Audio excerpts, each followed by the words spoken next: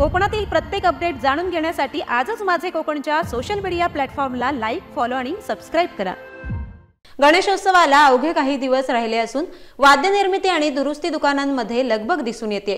या प्रामुख्याने पकवाज, मृदुंग, तबला, टाळ, झांज, हार्मोनियम यांची दुरुस्ती आणि खरेदी करताना भजन प्रेमी दिसतायत। गणेशोत्सवामध्ये कोकणात भजन म्हटली जातात। यात पकवाज, मृदुंग, तबला, टाळ, झांज, हार्मोनियम यांचा वापर होतो।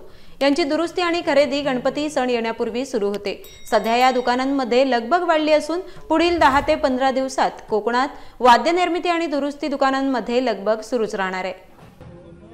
जे नवीन पोरगे आहेत, भूतपूर्व विद्यार्थी शिकणारे, त्यांना या पकवाज पेटीची भरपूर मागणी आहे। परंतु ही जी कला थोडीशी लोप पावत चालली होती ती आता ह्या आधुनिक काळात पकवाजकडे, तबल्याकडे बरेचसे विद्यार्थी शिकवणारे झाले, विद्यार्थी शिकत आहेत।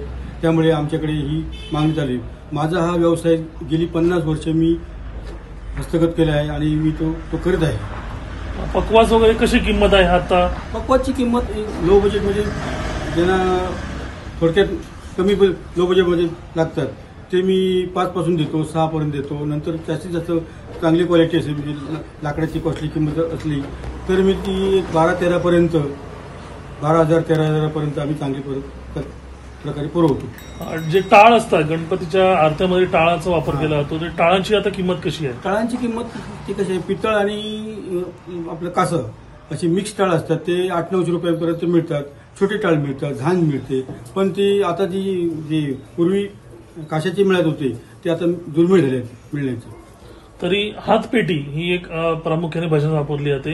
काय तुम्ही कशी बनवता किंवा त्याची आता काय किंमत आहे? मी हातपेटी बनवत नाही, मी हातपेटी वाजवतो, पण त्यातली मला अवगत कला असल्यामुळे मी विक्री करून आणली, तयार केलेल्या इकडे विक्रीसाठी आणून ठेवतो।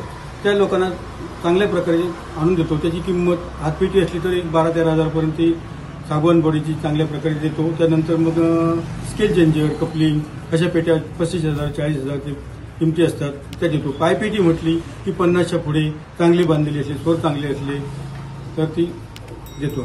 हा व्यवसाय तुम्ही मागील किती वर्ष करताय आणि कशा प्रकारे तुमचं कुटुंब सुद्धा याच्यात सामील आहे? हा व्यवसाय आमचा पारंपरिक आहे। माझे वडील गेली 100 वर्षापूर्वीपासून ते करत होते। आता माझा वय 69 आहे, तरी पण मी या धंद्यात गेली 50 वर्ष, इथे कुडाळात तर मी आता 43 वर्ष इथे काम करतोय।